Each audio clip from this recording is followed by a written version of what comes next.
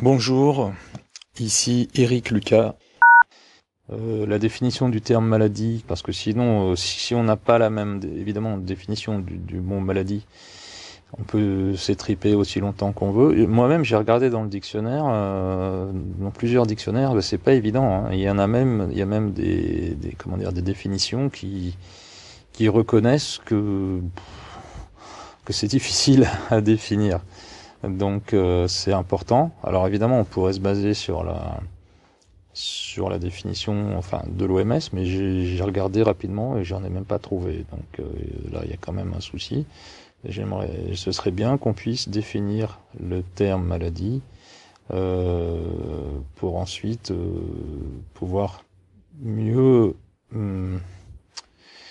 comprendre ou juger de ce que je propose, c'est-à-dire d'une distinction entre l'autisme en tant que caractéristique biologique, neurologique, humaine, et les troubles, où là je pourrais en dire beaucoup, j'ai déjà écrit des choses, et le handicap. Parce que si on mélange tout, l'autisme égale les troubles égale le handicap, et je vois vraiment pas comment on peut discuter, quoi.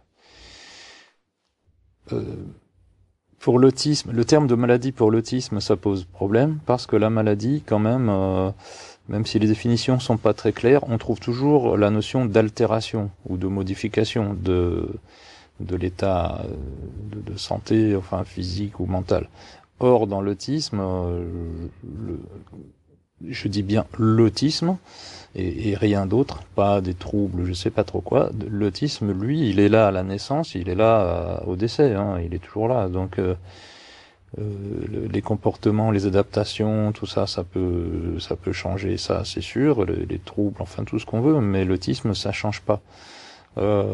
C'est évident. Donc il n'y a pas d'altération. Justement, je dirais même plus que l'une des caractéristiques de l'autisme, c'est justement de pouvoir résister aux altérations, justement aux changements, au conditionnement, au copiage et tout ça.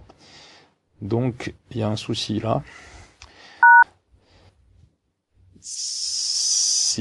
Moi je mets en cause le pouvoir médical d'une manière générale. En gros, je dis que le médical a beaucoup trop d'emprise sur les autistes, qui ont davantage besoin d'une éducation spéciale et en tout cas d'une prise en compte dans la société qui soit correcte et non pas d'une prise en charge médicale, surtout pas dans des endroits ségrégés, quoi. Donc je vois pas pourquoi on devrait toujours être livré au pouvoir médical.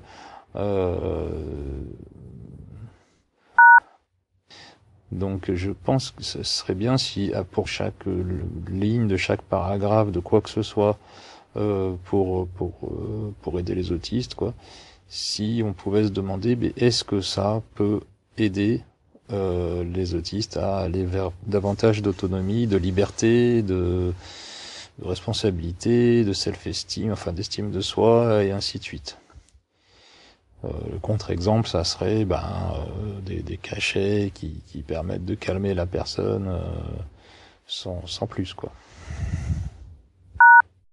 Bien sûr qu'il y a beaucoup d'autistes adultes qui sont perdus dans la nature, comme je dis, et ils sont très difficiles à identifier en plus.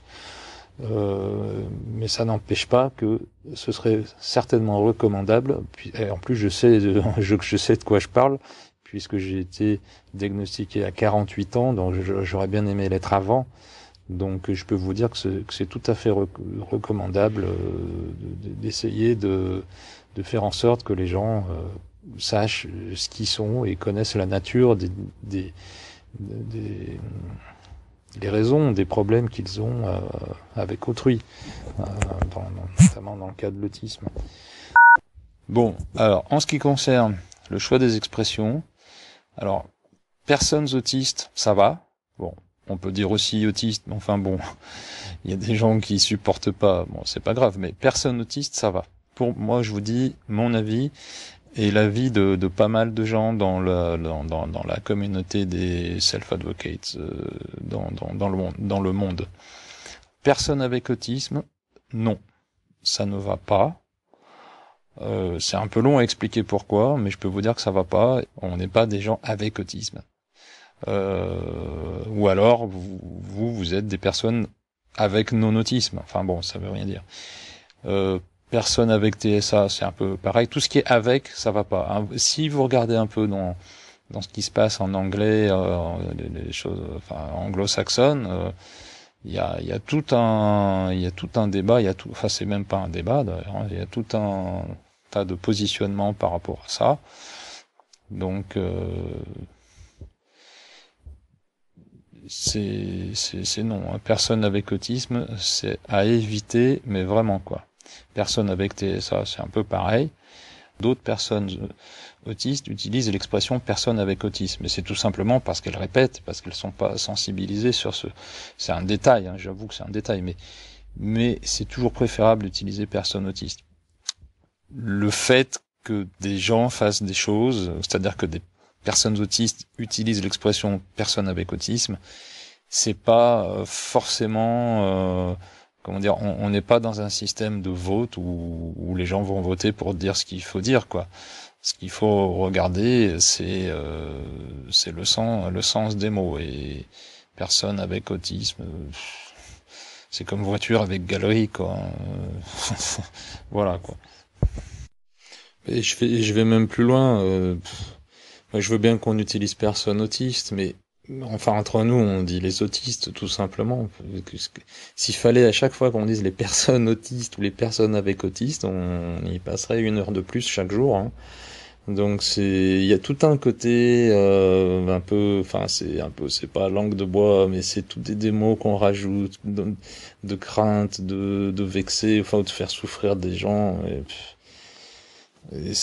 On sait bien qu'on est des personnes, quoi. C'est pas la peine de nous répéter 150 000 fois par jour qu'on est des personnes, en plus avec autisme.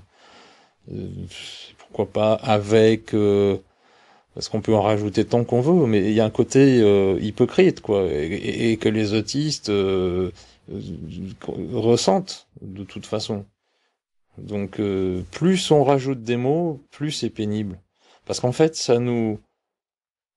ça rajoute des différences, ça nous stigmatise, tous ces mots là qu'on rajoute pour faire plaisir.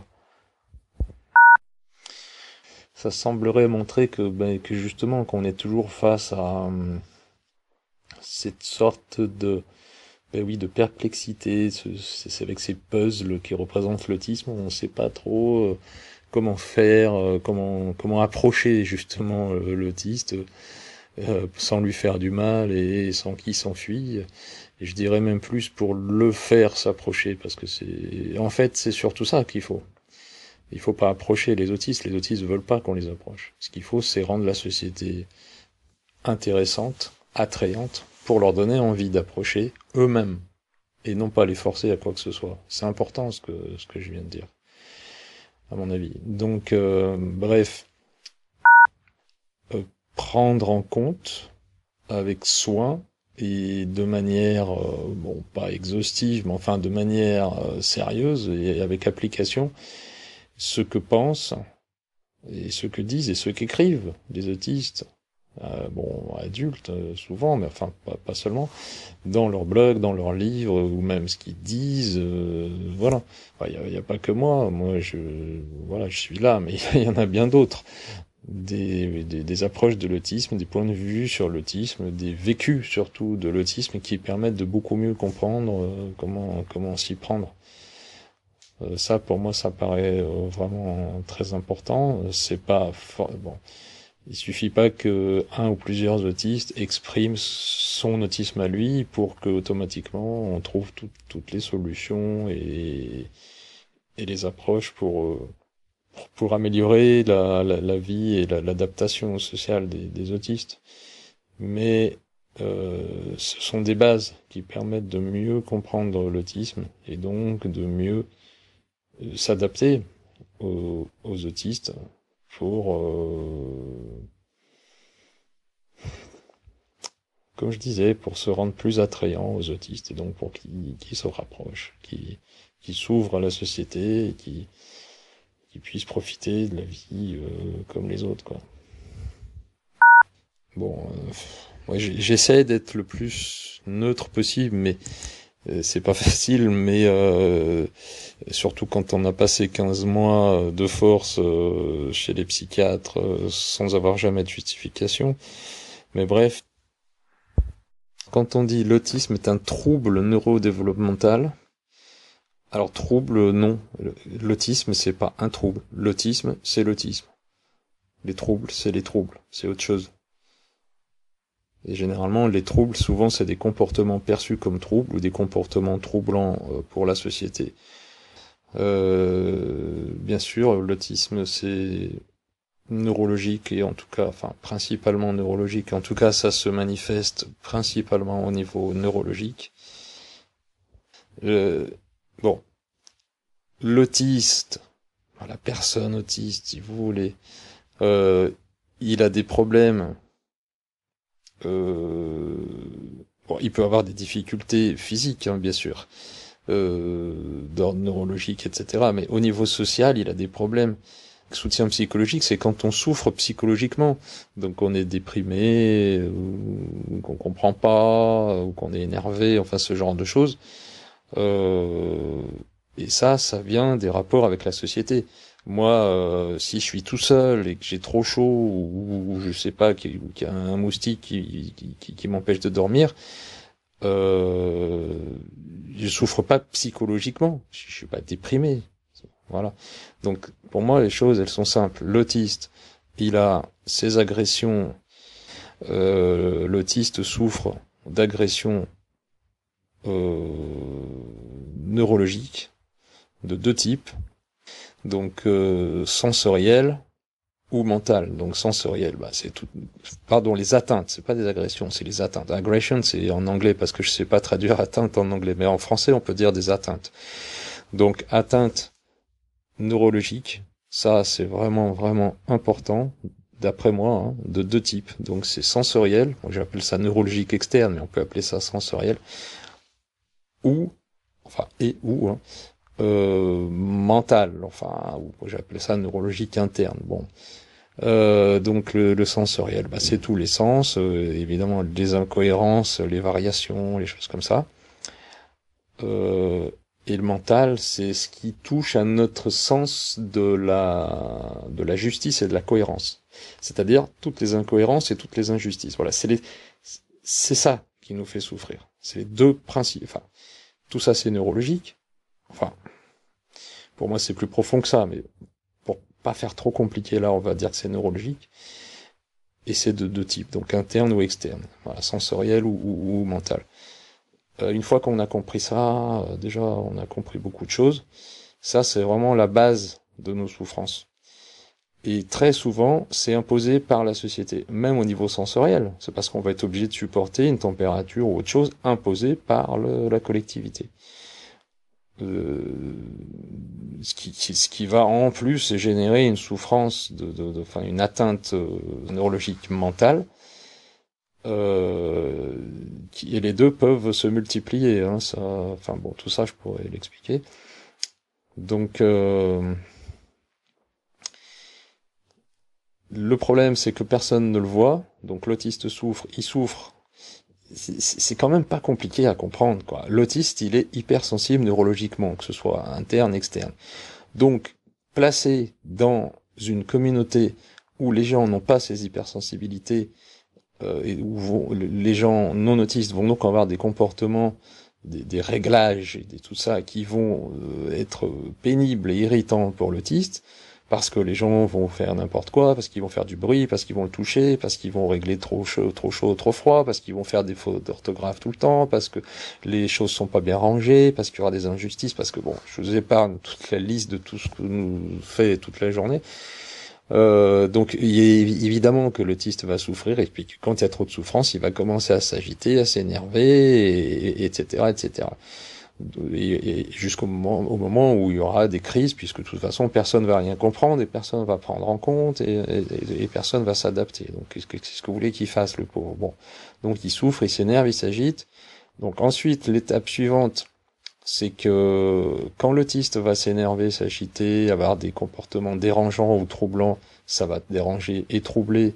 Donc, on va essayer de le remettre, ou de le mettre sur d'aplomb, quoi, de le corriger, de le rectifier, de le formater, etc., de le calmer, machin. Et c'est encore une forme d'atteinte, ça. C'est encore une sorte d'oppression. Tous ces formatages et tous ces trucs-là, qui pour nous obliger à être autre chose que ce que nous sommes.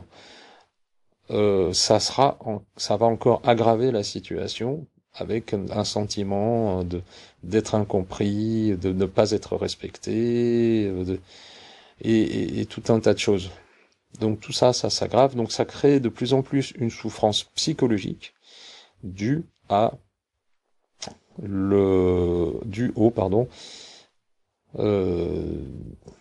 au fait que les gens, les autistes ne comprennent pas pourquoi on leur fait tout ça, à commencer par les atteintes en question, et puis ensuite les impossibilités de les comprendre. Pourtant, bon, il y en a qui s'expliquent. Comme moi, je m'explique, mais je sais pas, les gens n'écoutent pas. Voilà, c'est la loi du plus fort car le plus nombreux, ils s'en foutent, ils ont pas le temps, etc. Donc on dérange. Et donc les troubles psychologiques, enfin plutôt les souffrances psychologiques, arrive fatalement à un moment ou à un autre. Donc là, c'est vrai, là, c'est bien sûr, je veux bien, oui, qu'il y ait du soutien psychologique, mais que il faudrait que ce soutien psychologique, ils comprennent vraiment ce que c'est que l'autisme, ils comprennent un peu ce genre de choses là que j'essaie d'expliquer là et ailleurs et que j'explique dans mon message 2015 sur YouTube, quoi. Et alors que bon, la psychanalyse, il n'y a pas besoin de psychanalyse. Là, je viens de résumer le processus classique des souffrances psychologiques des autistes. Bon, alors c'est peut-être pas très clair, ce que je viens de résumer, mais en gros, on peut retrouver ça tout le temps. Qu'est-ce que vous voulez que la psychanalyse vienne faire là-dedans? C'est pas des choses mystérieuses. C'est sans question de logique. C'est presque mécanique, quoi. Et en plus, c'est inévitable, quoi. C'est inéluctable. Il n'y a pas besoin d'aller y analyser, je sais pas trop quoi. Après, par contre, oui, on peut, bien sûr, pour essayer de comprendre quels sont les déclencheurs, pourquoi il y a eu ça et pourquoi la personne s'est énervée, etc. Oui, bien sûr, faut faire une analyse. Moi, c'est ce que je fais, enfin, sans m'en rendre compte, j'analyse les situations et je vois, bah oui, bah là, c'est évident. Bah, moi, j'ai l'expérience, enfin, j'ai l'habitude. Donc, je vois bien, parce que je fais des comparaisons avec moi, donc je vois bien que tel jeune ou moins jeune, il va avoir telle souffrance, telle réaction, telle interrogation, parce que tout un tas de circonstances de la société. Il faut regarder tous les détails, bien sûr. Mais ça, c'est pas de la psychanalyse. C'est très comparable à un travail de détective, quoi, de policier. C'est de la simple logique. Ça pourrait se faire sans aucun problème, même si ni la psychanalyse ni la psychiatrie n'existaient, d'après moi. En ce qui concerne la communication, il y a aussi autre chose, c'est qu'il y a des autistes qui ne veulent pas communiquer. Donc, qu'est-ce qu'on fait, quoi? Est-ce qu'il faut essayer pas de les forcer, mais enfin de leur donner de l'intérêt, enfin de les intéresser pour communiquer avec autrui? Déjà de toute façon, s'ils ont pas envie, il faut pas les forcer s'ils ont pas envie, quoi. Donc il faut déjà commencer par leur donner envie. Mais enfin bon, ce que je veux dire par là, c'est que cette histoire de communication, où on dirait vraiment que c'est une calamité quand les gens ne communiquent pas, il y a peut-être des gens pour qui c'est bien de pas communiquer, qui ont pas envie de communiquer, qui sont très bien comme ça, même si ça paraît peut-être un peu dur à comprendre. Donc quand c'est comme ça, faut respecter aussi leur choix.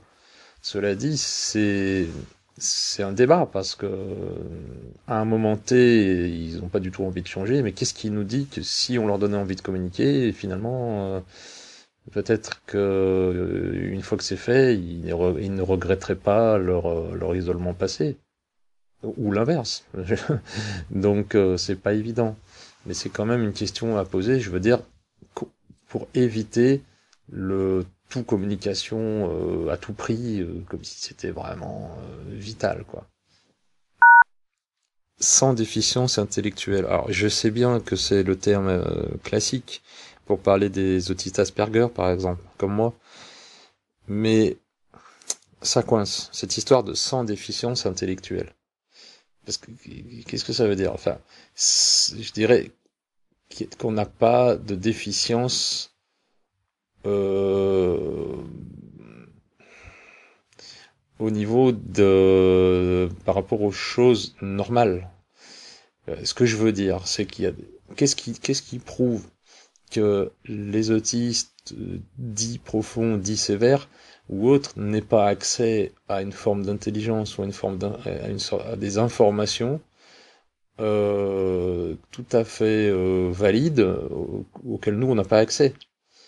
Euh, je vais prendre une comparaison un petit peu bébête, mais quand on voit les animaux, on sait bien que les animaux n'ont pas les capacités intellectuelles que nous on a pour jouer avec l'ordinateur, etc., mais qui comprennent des choses super importantes qu'on devrait qu'on devrait s'efforcer de comprendre d'ailleurs. Donc, et quand je fais une comparaison avec les animaux, c'est absolument pas du tout dévalorisant pour les autistes, bien au contraire, c'est plutôt pour les...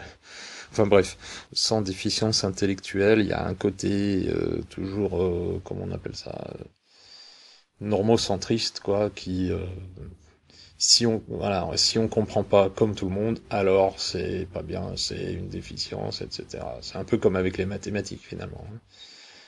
C'est comme si on disait que tout le monde devrait absolument être bon en maths, et si on n'est pas bon en maths, bah on est déficient, quoi. Voilà, on est bête. Moi, je ne sais pas, hein, mais je suis pas dans la tête des autistes dits avec déficience intellectuelle, mais il est possible, je dirais même plausible, qu'ils aient des capacités intellectuelles, disons, de compréhension du monde, des choses,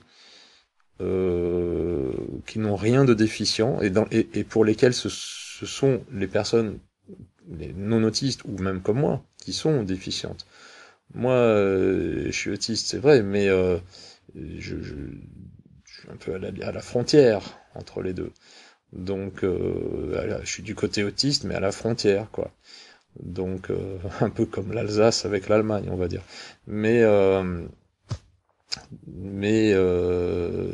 je peux deviner, je peux ressentir certaines choses qui qui sont de l'ordre du subtil, sans jeu de mots, euh, mais qui pas beaucoup, mais ça me permet de savoir que ça existe. Et je pense que les autistes ceux qui sont plus dans leur monde, quoi, hein, comme on dit, profond, sévère ou je sais pas quoi, et bon, qui ont un comportement évidemment totalement inadapté à la société, mais la société, excusez-moi, hein, c'est pas une référence. Bon, qu'est-ce qui nous prouve que eux n'ont pas, on va dire, une sorte de compréhension du monde ou d'approche plus spirituelle et peut-être qu'on peut même pas décrire avec des mots, justement, qui serait très bien, très intéressante, et pour laquelle, nous, à comparer, on serait très très très bête, on serait pas grand-chose. Et de toute façon, ça va pas cette histoire de déficience intellectuelle, parce que intellectuel, c'est quoi? Là on parle de la faculté de comprendre. Il y a des choses qu'on comprend, et il y a des choses qu'on comprend pas, quoi. Moi, il y a plein de choses que je comprends pas. Et inversement. Donc, déficience intellectuelle, on a tous des déficiences intellectuelles. Tous les gens qui écoutent ce message-là, et moi compris, on a tous plein de déficiences intellectuelles. La preuve, c'est qu'on n'arrive pas à comprendre certains autistes, donc on n'a pas les capacités intellectuelles pour les comprendre. Non, mais c'est vrai, quoi. Donc, et vice versa. Mais peut-être que eux comprennent tout à fait certainement leur monde, même si ça, peut-être qu'ils n'en montrent pas les signes parce que justement ils sont dans leur monde. Et certainement qu'ils comprennent des choses que nous on comprend pas. Donc parler de déficience intellectuelle, c'est que je sais pas comment on dit en français. En anglais c'est ableist. Comment ça s'appelle? Enfin, moi j'appelais ça normocentriste, quoi.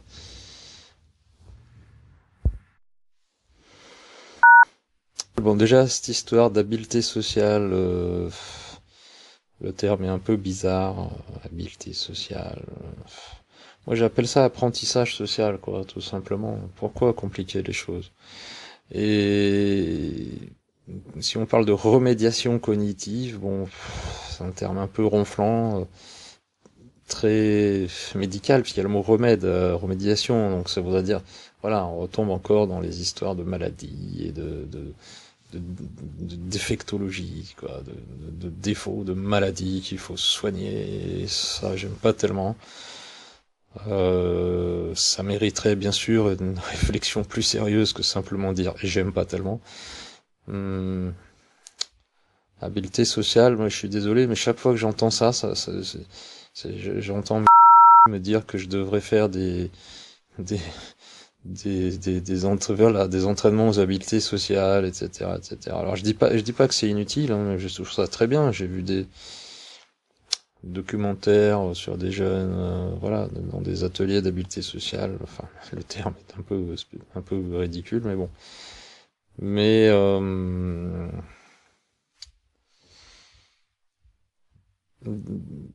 déjà tout ce qui est thérapie, donc ça renvoie à la maladie.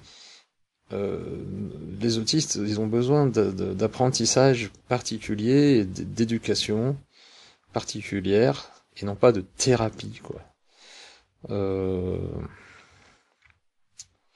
Oui, ce que je voulais dire, c'est quand je parlais, quand je l'entends parler d'habileté sociale, alors excusez-moi, je dis ce que je pense. Si c'est pour devenir comme lui, non merci, quoi.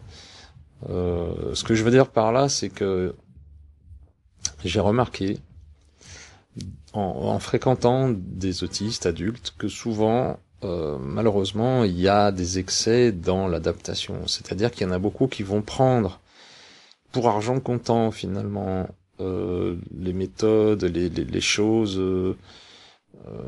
non autistiques, mais de manière en bloc, sans forcément tout bien comprendre ou de manière extrême, et qui vont parfois être pires dans l'application des tricks, quoi, des astuces, enfin des machins à faire pour bien passer en société. Et ça va être des fois à outrance, quoi. Et c'est un peu n'importe quoi. Donc même parfois entre nous, on en arrive parfois à se reprocher certaines choses ou à vouloir s'obliger à faire même entre nous des choses non autistiques et à se pourrir la vie entre nous en fait en étant plus royaliste que le roi, on va dire ça comme ça. Donc je pense que c'est cette histoire d'habileté sociale, bon, qui devrait être renommée autrement, à mon avis. Mais pourquoi pas apprentissage social, quoi? C'est quoi cette histoire d'habileté? Oui, c'est vrai, il faut être habile. Mais bon, il y a tout un débat là-dessus. Je peux pas le faire maintenant, surtout tout seul.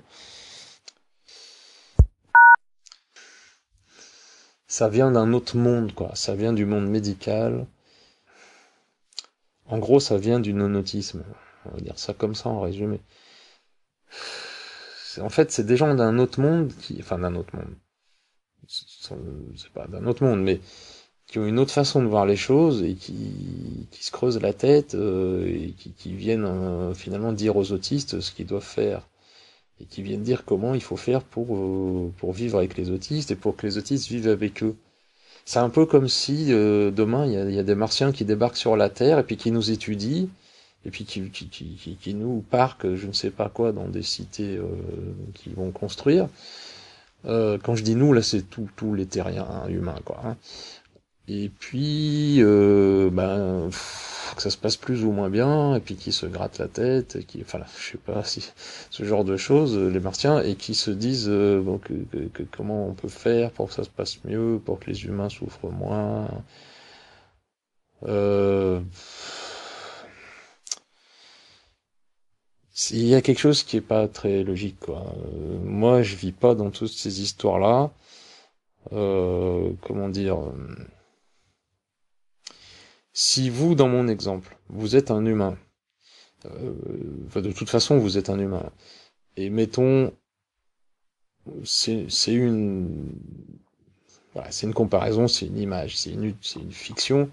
Vous êtes, je dis n'importe quoi, dans 500 ans ou dans 1000 ans, enfin peu importe. Et il y a, par exemple, ce que je dis pour les besoins de la démonstration, quoi. Et les Martiens vous proposent de venir les aider à mieux comprendre les humains pour que ça se passe mieux, etc. Euh, alors vous allez lire plein de littérature bizarroïde de gens qui essayent de vous comprendre. Ça fait mal à la tête, hein. Bon, je vais essayer de m'exprimer autrement. Vous lisez ma présentation d'Almaty, ça se trouve, et là, voilà, là c'est mon point de vue à moi. Donc c'est la pensée d'un autiste parmi, il y a d'autres autistes qui écrivent d'autres choses, qui n'ont pas forcément les mêmes que moi, mais en tout cas moi c'est mon monde à moi, c'est ma pensée à moi, c'est mon point de vue sur l'autisme par rapport à la société, par rapport à tout un tas de choses. D'après moi ça va très loin, mais j'étais obligé de remonter jusqu'à aussi loin pour qu'on puisse commencer à comprendre ce que c'est que l'autisme, quoi, d'après moi. Et si vous lisez, ça dure 100 minutes à le dire, si vous lisez ce que j'ai écrit, vous ne serez pas forcément d'accord, certainement pas d'ailleurs, mais vous comprendrez pourquoi quand on a cette vision du monde et cette vision de l'autisme et cette vision du non-autisme que j'ai moi, c'est c'est vraiment très difficile ça me demande des contorsions dans le cerveau et ça m'a l'air très compliqué, quoi. C'est très compliqué. Toutes ces approches, ces études comportementales, je sais pas quoi, pour une situation qui est simple à comprendre, quoi. Et une fois qu'on comprend l'autisme et qu'on comprend ce que j'explique ma présentation d'Almaty au Kazakhstan, bah, même elle est ce qu'elle est, il faudrait l'améliorer, mais bon, et puis la traduire en français surtout. Mais on voit plus du tout les choses autrement. Dans ma présentation, je donne pas de remède, enfin de solution miracle, hein, mais ça permet de mieux comprendre face à une situation précise d'un enfant ou d'un adulte autiste, quel qu'il soit, si on voit les choses comme je les vois moi sur l'autisme, avec mon autisme, mon point de vue autistique, euh, on est beaucoup mieux armé pour savoir, pour comprendre, hein, le comportement, pour essayer de deviner ce qui se passe, l'état d'esprit de la personne, pour savoir comment faire, enfin pour se mettre à sa place, quoi.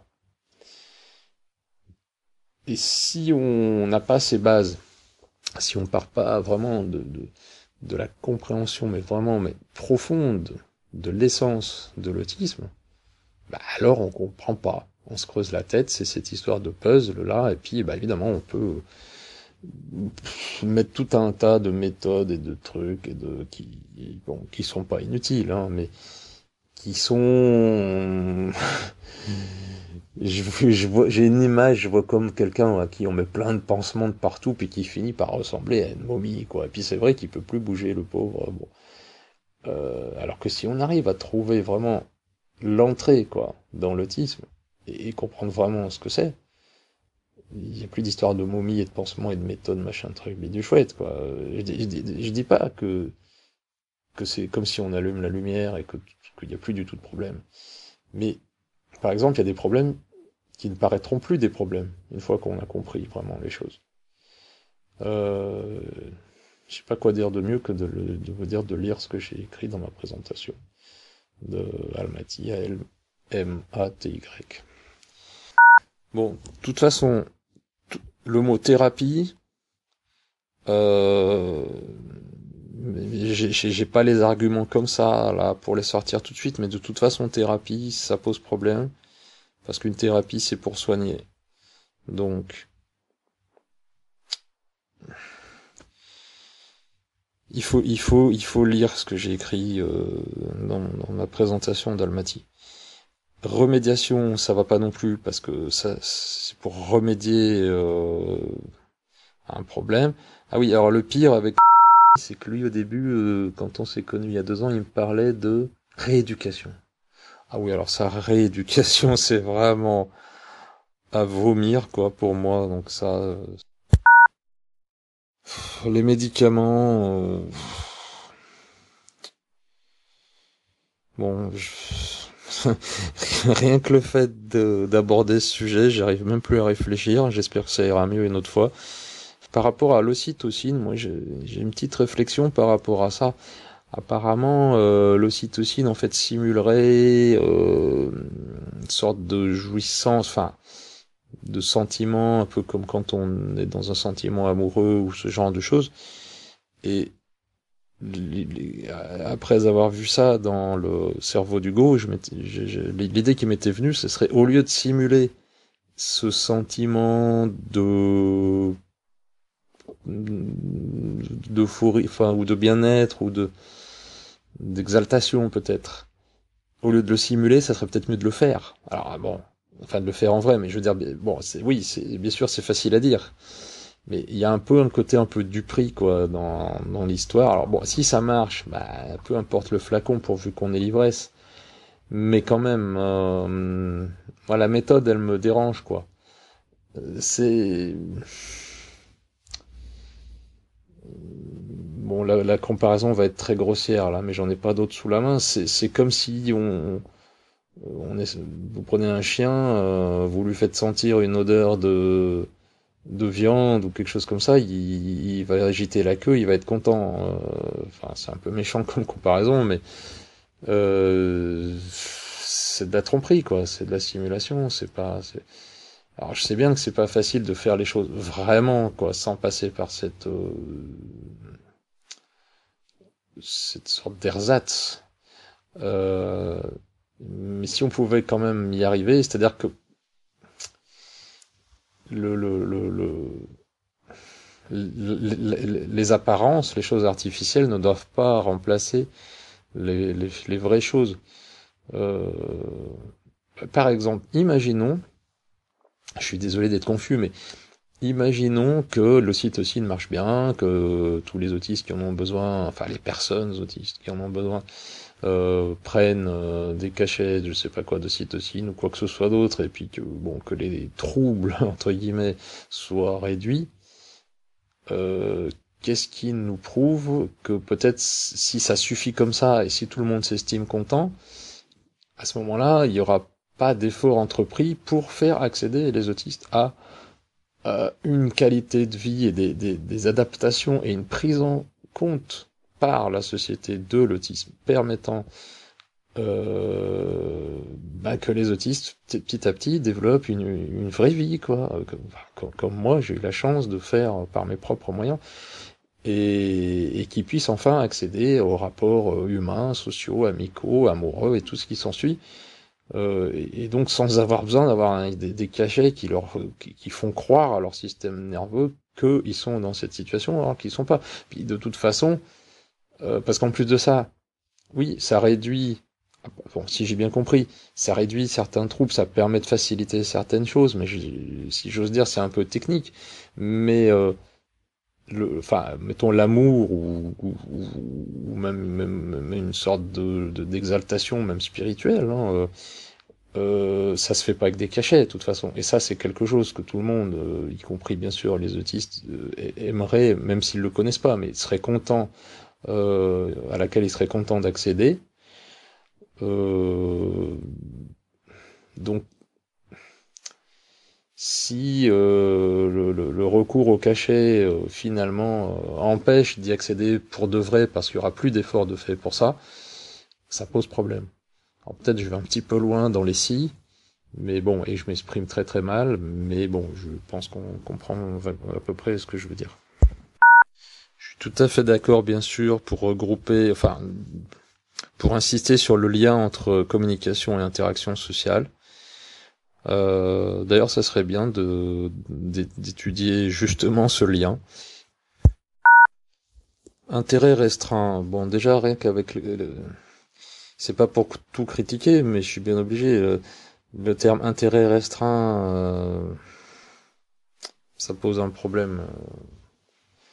Parce que oui, il y a des intérêts particuliers qui sont effectivement peu nombreux, mais qui sont par contre très poussés dans des domaines particuliers.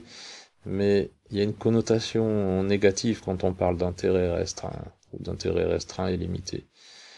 C'est-à-dire il faudrait s'interroger. Qu'est-ce qui est le plus déficient? Qu'est-ce qui est le plus problématique? Quelqu'un qui est ultra doué, qui est une encyclopédie vivante dans son domaine particulier, même si, bah évidemment qu'il est spécialisé juste dans un ou quelques domaines, puisqu'il est spécialiste, voilà quoi. Ou quelqu'un qui s'intéresse à la même chose que tout le monde, au foot, au temps qu'il va faire ou qu'il a fait, et au repas d'aujourd'hui, quoi. Euh, Moi, j'aurais tendance à dire que la deuxième option est la moins enviable, quoi. Donc, dans la terminologie, intérêt restreint, moi, ça me pose un problème. Et bon, tout ça, je vais en parler dans mon livre, donc voilà.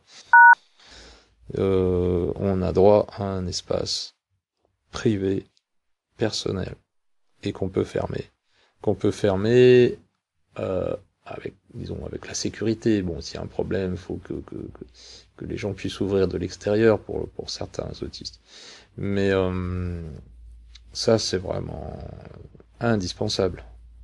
Obliger des autistes à vivre en collectivité, avec la promiscuité, tout le temps, c'est une maltraitance. Alors, bien, oui, il y a des fois, c'est intéressant aussi d'être en collectivité, pour apprendre justement à vivre avec les autres.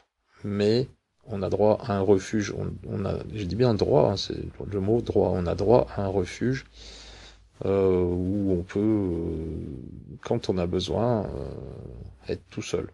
Même au pire, imaginons que pour X raison,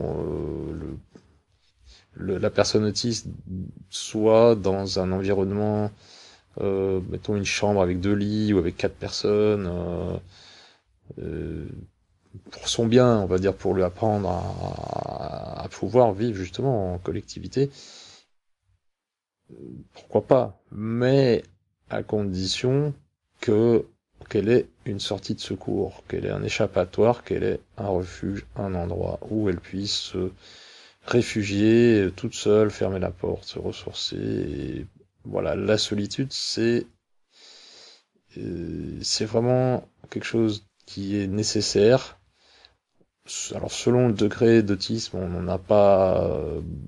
Bon, par exemple, dans mon cas, je peux m'en passer pendant assez longtemps. C'est comme une sorte de petite bulle d'oxygène comme ça. Mais il y a des moments où il faut absolument quoi. Sinon, on pète un câble. Donc c'est voilà, je sais que la plupart des personnes non autistes, pour elles, la solitude c'est vraiment atroce. Il faut qu'ils aient des gens tout le temps autour d'eux. Moi, j'en vois dans certaines catégories sociales, à part quand ils dorment, dès qu'ils se réveillent, ils sont toujours dans un groupe, hein, familial ou autre. C'est horrible. Donc bon, après, il faut pas que ce refuge soit, comment dire, il faut pas non plus que l'autiste il soit tout le temps, quoi. Parce que bon, sinon, il va rester dans son truc. Après, dans un monde parfait, entre guillemets, rien ne prouve que, je veux dire, un autiste qui serait tout le temps tout seul, dans sa solitude, dans son refuge, dans la montagne ou peu importe où, et qui puisse vivre parce que la communauté le respecterait, lui apporterait à manger, etc., s'occuperait de lui, comme un ermite, quoi. Euh, Rien ne prouve que c'est quelque chose de pas bien. Mais c'est vrai que malheureusement, si on veut être pragmatique, dans la société actuelle, bon, ce genre de choses est quasiment impossible, donc faut essayer oui, d'être pragmatique et de faire un compromis, on va dire.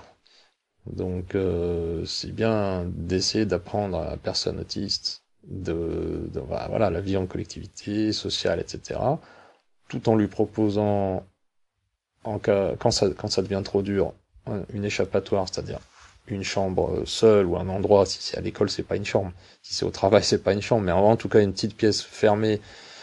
Même au pire, s'il n'y a pas une pièce, ça peut être même un casque anti-bruit ou avec des lunettes vidéo ou je ne sais quoi, mais pour qu'il puisse s'échapper et surtout qu'on ne le touche pas, très important, qu'on ne le touche pas, voilà, qu'il soit sans réellement isolé des atteintes sociales, des atteintes neurologiques, quoi.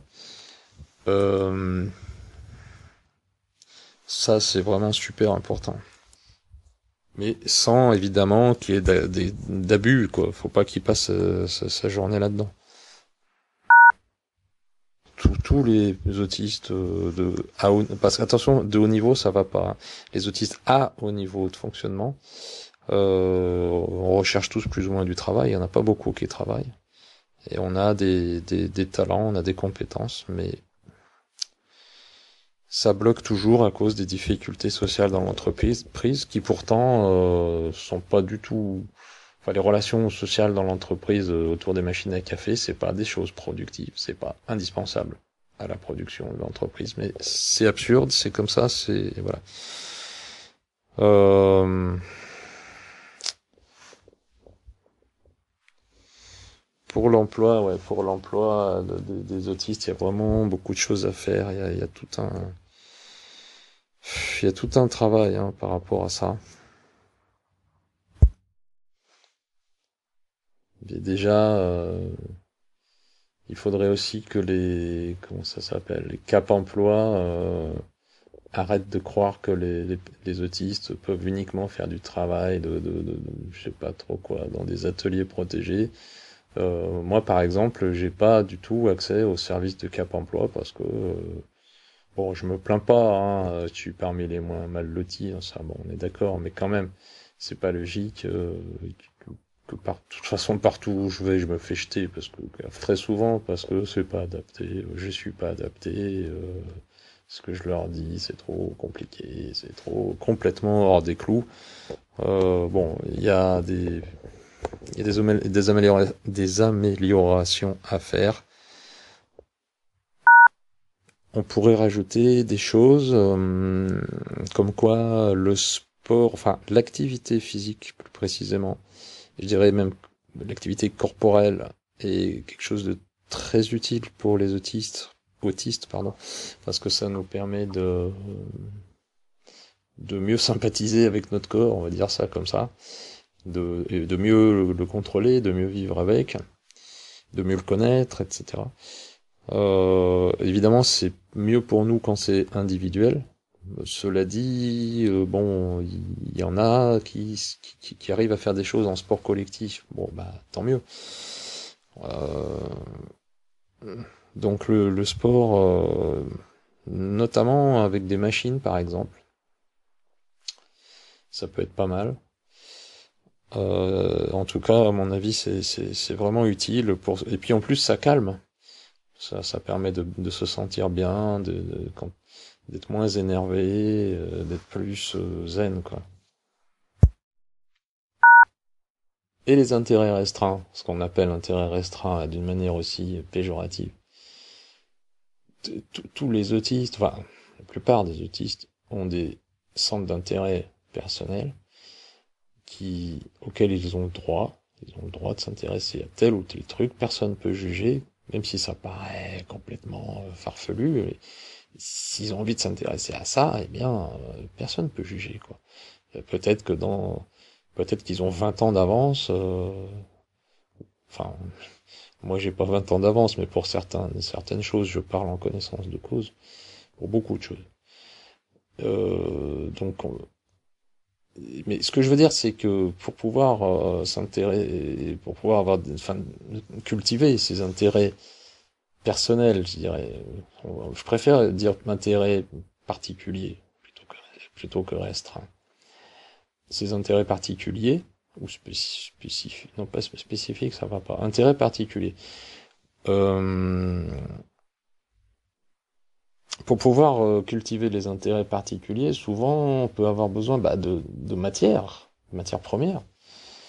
Euh, si c'est quelqu'un qui est passionné, je dis n'importe quoi, d'astrologie, d'astronomie, il va vouloir lire des livres, ou voir, je sais pas, des cartes, ou même un télescope, ou aller à des conférences, tout ça. Il faut qu'il ait accès peut-être à Internet, enfin selon le degré. Ah oui, en parlant de degré et de niveau, j'ai oublié de dire tout à l'heure, autiste de haut niveau, c'est à oublier. Hein. Excusez-moi de dire ça comme ça, mais non, ça veut rien dire ça, autiste de haut niveau. Athlète de haut niveau, oui. Musicien de haut niveau, peut-être. Sportif de haut niveau, oui. Et autiste de haut niveau, c'est quoi? Bon, déjà, c'est péjoratif pour ceux qui sont pas de haut niveau. Euh, Disons, ça va mieux de dire à haut niveau de fonctionnement, parce que là, le niveau, c'est le fonctionnement. C'est plus la personne qui a un haut niveau, mais son fonctionnement. Donc, c'est déjà moins un jugement sur la personne qui euh, par, qui a pour conséquence que ceux qui n'ont pas ce haut niveau, ils ont un bas niveau. Non, c'est le fonctionnement qui a un haut niveau. Et encore, c'est discutable parce que comme je disais tout à l'heure pour l'histoire des déficiences intellectuelles, bon, moi, par exemple, avant, je me définissais comme un autiste à haut niveau de fonctionnement. Mais tout ça, c'est relatif de fonctionnement. Mais quel fonctionnement? Fonctionnement sur quoi? Il y a plein de choses où mon fonctionnement, il est mauvais. Je suis très nul pour plein de choses. Euh, voilà. Après, on peut dire fonctionnement social ou même physique. Hein. Donc, je sais qu'on peut pas faire des définitions qui font deux lignes de long, mais une chose est certaine, c'est que autiste de haut niveau, déjà, il y a un côté prétentieux. Euh, c'est rabaissant pour ceux qui ne jouissent pas de cette terminologie-là. Et franchement, d'après moi, c'est à proscrire, quoi. À la rigueur, autiste à haut niveau de fonctionnement. Bon, c'est vrai qu'avec Asperger, on n'avait pas tellement ce problème, mais moi, tout ça, c'est pas clair, toutes ces histoires. Maintenant, on dit que à haut niveau de fonctionnement et Asperger, c'est la même chose. Bon, pourquoi pas. Mais le simple fait que toutes les choses ne soient pas, que toutes ces choses ne sont pas claires, que ça change, les définitions, c'est regroupé, c'est bidouillé, etc. Rien que ça, déjà, ça montre que les gens ne comprennent pas vraiment ce que c'est que l'autisme. Et je comprends qu'ils ne comprennent pas. Moi-même, je comprends pas tout. Mais bon, ça devrait inciter à pas mal de prudence, quoi. Voilà. Alors, donc, tous les autistes, y compris ceux qui savent pas qui ils sont, qui sont perdus dans la nature, comme je dis, et voilà, et qu'on trouvera jamais. Mais bon, ceux qu'on trouvera jamais, on peut pas faire grand-chose pour eux. Mais quoique, je suis en train de penser à un truc. S'il y avait des choses, des prises en compte sociales, des prises en compte publiques de la notion d'autisme qui finalement favorise certaines constructions ou certaines choses dans la société, et ben peut-être qu'il y aurait des autistes qui finiraient euh, par se rapprocher de ça parce qu'ils s'y sentiraient bien, et puis de fil en aiguille, ils finiraient par se rendre compte qu'ils sont autistes parce qu'il y aurait une communication qui serait faite dans ces endroits ou dans ces... C'est pas forcément des endroits, ça peut être tout un tas de choses. Hein. Voilà, donc bon, enfin ça va un peu loin comme réflexion.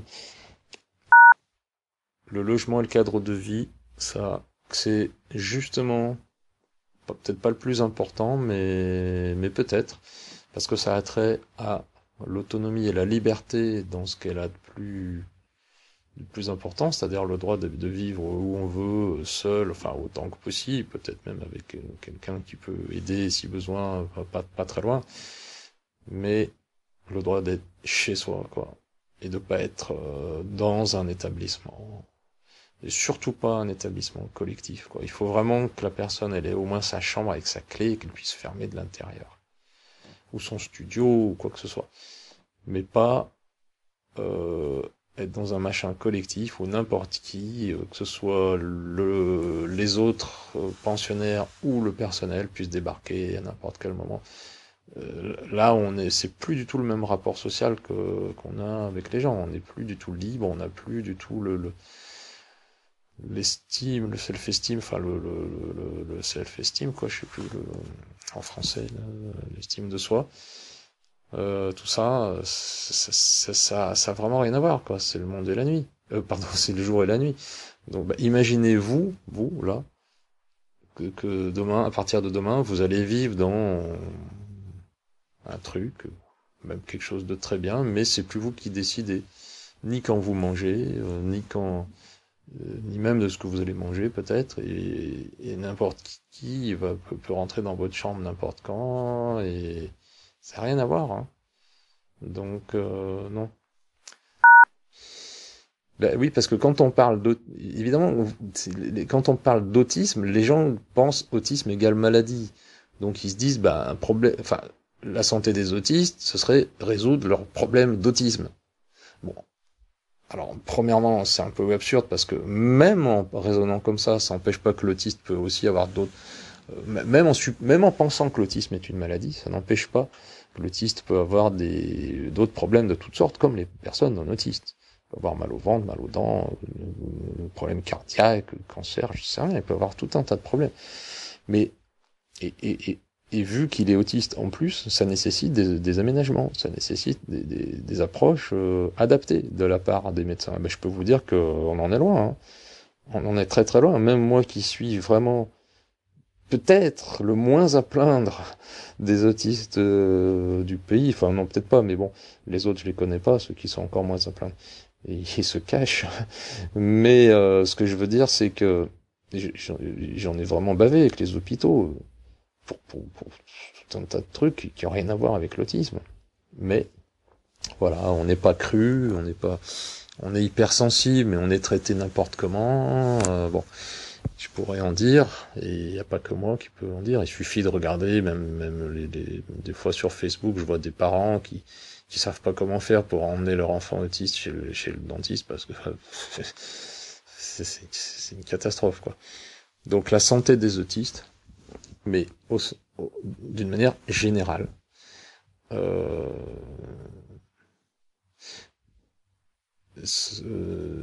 pour toutes les affections, tout, quoi. Et là, je suis en train de faire des liens, parce que dans la santé, on pense tout de suite à la santé physique, corporelle, quoi. Mais le concept de santé, on sait bien que ça inclut aussi la santé mentale, et même dans la définition là de l'ONU, le rapporteur, c'est quoi déjà? Le droit qu'a toute personne de jouir du meilleur état de santé physique et mental, ou quelque chose comme ça. Donc voilà. Ils auraient pu appeler ça rapporteur spécial sur la santé, mais non, ils ont appelé ça comme ça, et c'est pas pour rien. Donc, si on parle de la santé physique, corporelle, quoi, des autistes, enfin, autrement dit, des affections, des pathologies, des choses qui pourraient survenir dans leur vie à tel moment, comme, je sais pas quoi, ils peuvent avoir des verrues, ils peuvent avoir tout ce qu'on veut. Ça, c'est le corps, mais alors on peut aussi parler de la santé mentale. Alors je sais que ça peut paraître d'aller assez loin, puisque justement on considère que l'autisme est un problème de santé mentale. Moi je considère pas ça. Je considère pas que l'autisme est un trouble mental ou un problème de santé mentale. Je considère que c'est une différence. Donc si on part de cet état d'esprit là que j'ai moi, et je suis pas le seul, comment est-ce qu'on peut réfléchir à une approche de la santé mentale, c'est-à-dire de pouvoir fournir le meilleur état, enfin favoriser le meilleur état de santé mentale d'une personne autiste, partant du principe que son autisme lui-même n'est pas un trouble, ni un problème de santé mentale, euh, c'est un truc j'avais jamais pensé, mais à mon avis c'est un truc intéressant à étudier. Alors les premières idées qui me viendraient, c'est que faire pour que l'autiste souffre le moins possible mentalement, moralement, enfin oui, moralement, mentalement, psychologiquement. Alors j'espère bien que ça a déjà été, bien sûr, ça a déjà été pensé, mais jusqu'à maintenant, c'est pensé en tant que partie intégrante de l'autisme, quoi. Bon, voilà, l'autisme, problème de santé mentale, donc il souffre, ça. L'approche que j'ai, elle est un petit peu différente, c'est-à-dire se dire l'autiste, c'est une personne différente. On va essayer, enfin, c'est quelqu'un qui a une façon de vivre et de penser qui est différente. On va essayer de faire en sorte qu'il ait le moins possible d'atteintes neurologiques, c'est-à-dire internes et externes, ou externes. Donc, il aura moins de souffrance neurologique, il aura donc moins d'irritation, donc moins de crises, donc moins de troubles sociaux, donc moins de déprime et de troubles psychologiques, quoi. Voilà. Et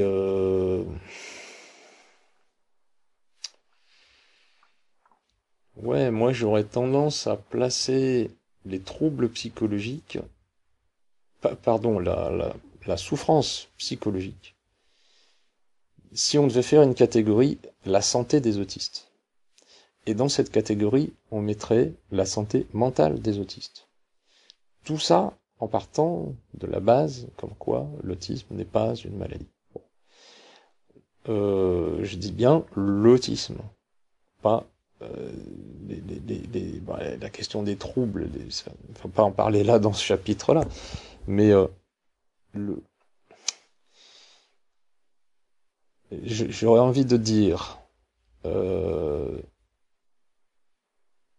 les troubles ou les comportements perçus comme troublants, ça, c'est une chose, mais qui, la plupart du temps, vient de l'environnement, notamment social. Donc, c'est pas tellement une question de santé, quoi. C'est plutôt des choses à régler ailleurs que dans la santé, que dans la catégorie santé. C'est des choses à prendre en compte partout. Dans l'éducation, c'est-à-dire que les adaptations, les prises en compte à faire de la part de la société pour éviter que l'autisme ne souffre, notamment neurologiquement, elles sont à faire dans toutes les catégories, éducation, travail, logement, loisirs, etc., y compris dans la santé, bien sûr. Parce que quand vous êtes autiste, comme moi, et que vous arrivez dans un hôpital pour X raisons, parce que vous avez mal aux dents, je sais pas quoi, et là aussi, il faut faire des adaptations. Mais de la part d'autrui, de la part des personnes non autistes, par rapport à nos hypersensibilités. Bon, c'est peut-être pas très clair ce que j'explique, mais je pense que ça serait pas mal de faire des distinguos. Je vais réfléchir à ça, parce que là, j'avoue que c'est pas très très clair. Mais ce que je veux dire par là, c'est que la question de la santé des autistes, elle ne se résume pas à l'autisme, quoi. Ça, déjà, si on comprend, enfin, si on prend ça déjà, c'est déjà pas si mal. Mais j'ai bien envie de creuser pour voir si la question de la santé mentale des autistes peut être dissociée de la question de l'autisme lui-même. Et c'est bien ce que je pense.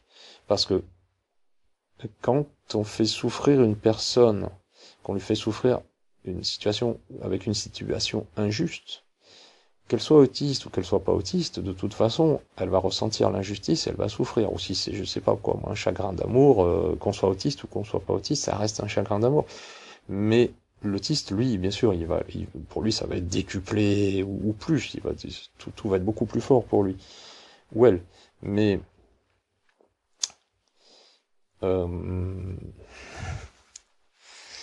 ce que je veux dire, c'est que tout ça, c'est des questions de santé qui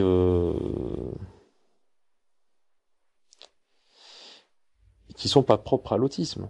La souffrance due à l'injustice, la souffrance due à toutes sortes de choses, euh, tout le monde peut avoir ces souffrances.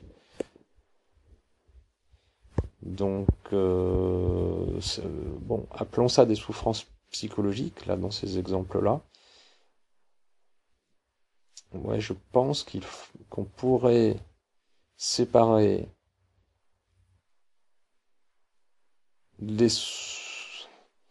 la question de la santé mentale des autistes, de l'autisme évidemment, donc traiter ça dans une rubrique santé mentale à part de tout le reste. Mais en plus de ça, enfin à côté de ça, pardon, il y a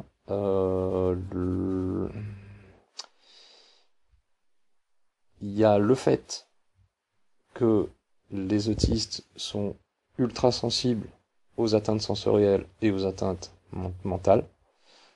Donc ça fait partie non pas d'une pathologie ou je sais pas quoi, mais ça fait partie de critères à prendre en compte dans la notion de santé mentale, quoi, de l'autiste, mais en tant que caractéristique personnelle de la personne. Et non pas en tant que pathologie ou je sais pas quoi. Et il faudrait aussi bien sûr, que le personnel ne fasse pas les erreurs habituelles qu'on voit, quoi, qui irritent encore plus les autistes. Bon, ça, bien sûr, c'est ce qui est le plus important. Mais ce que je veux dire par là, c'est que c'est dans tous les hôpitaux, et pas que les hôpitaux, mais partout, quoi, les écoles, les commissariats de police et tout ça, que le personnel devrait être formé, sensibilisé pour pas faire n'importe quoi et pas agresser, quoi. Enfin, pas agresser parce qu'agresser